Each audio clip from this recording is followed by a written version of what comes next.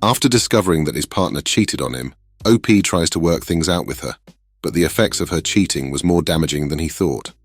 To find out how this story ends, get yourself a coffee and grab a bowl of popcorn so we can get into it. My wife and I were high school sweethearts, and from an outsider's perspective, we still have the perfect marriage, family, and life. But the truth is, I'm dying inside. Before getting married, we were together for 10 years, and during this time, we both got our degrees. My wife was the most trustworthy person I'd ever met, and she's beautiful, so guys hit on her all the time. That's gonna be a problem. But if someone was inappropriate with her, she'd always tell me. Throughout our relationship, she never made me feel uncomfortable, and other than the small fights we had, nothing could prepare me for what happened. While our friends were getting married and having their bachelor and bachelorette parties, they'd always refer to my wife as a mother figure, which just showcases the opinion that people had of her. The first 2 years of our marriage were tough, as I just finished my studies and started building the very successful business I have today.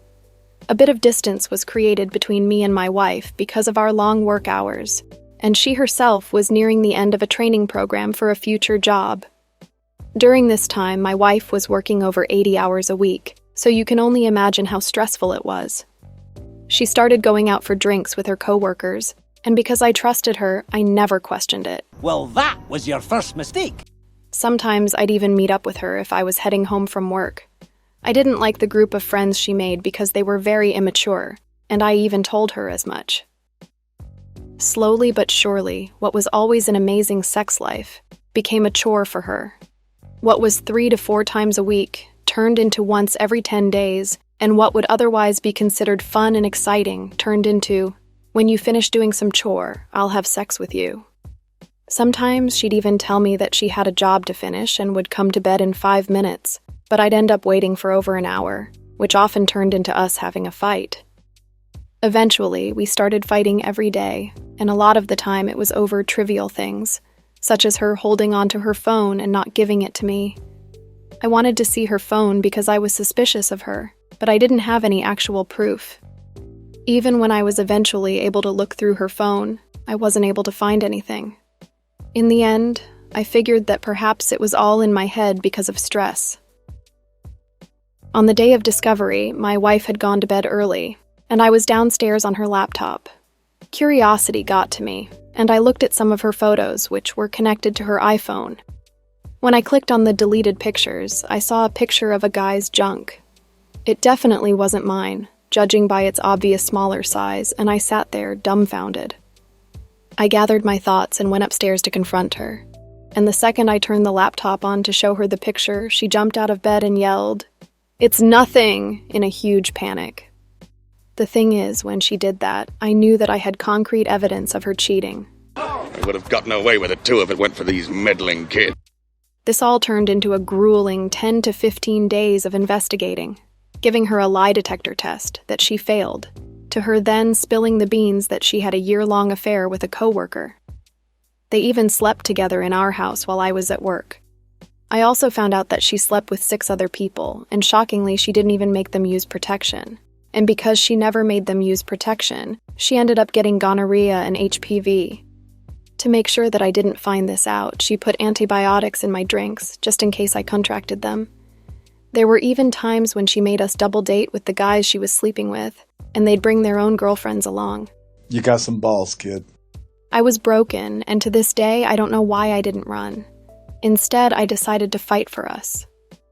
We went to couples therapy and did individual therapy too.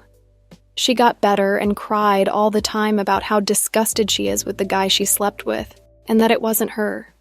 She talked about how her superior caught her in a moment of weakness, and it ruined her.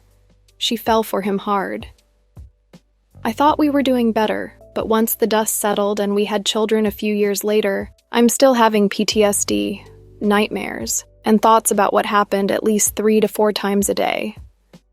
I'm capable of doing a lot of damage and want to hurt these people, and I'm still having deep and terrible thoughts.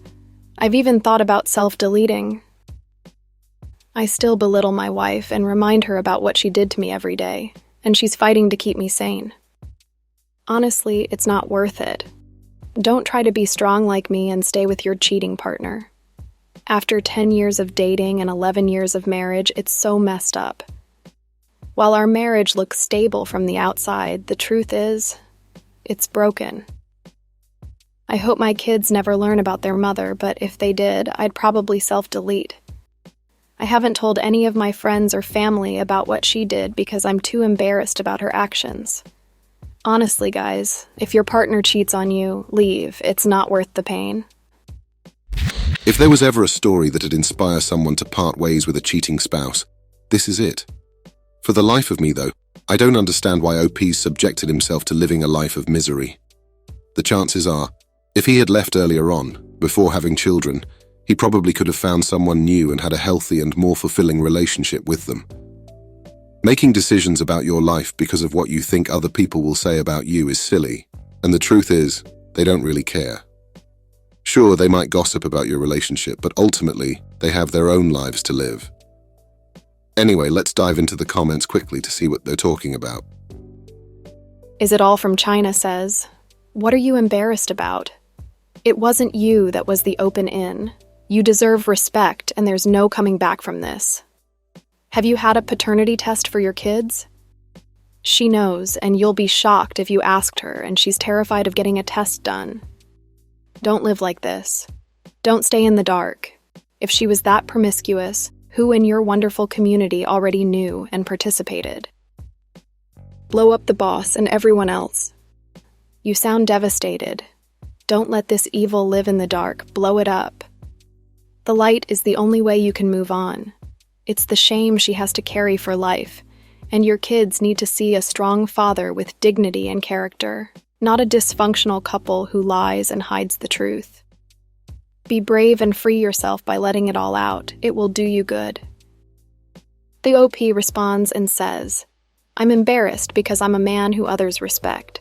I'm embarrassed because of those who she slept with.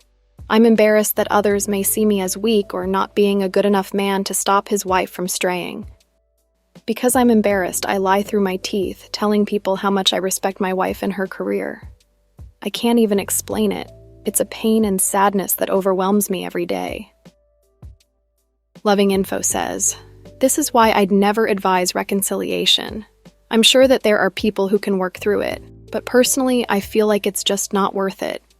To live a life where you're constantly waiting to be cheated on again, worried about every work trip, wondering about any texts they get, checking their phone, hating him, then loving him.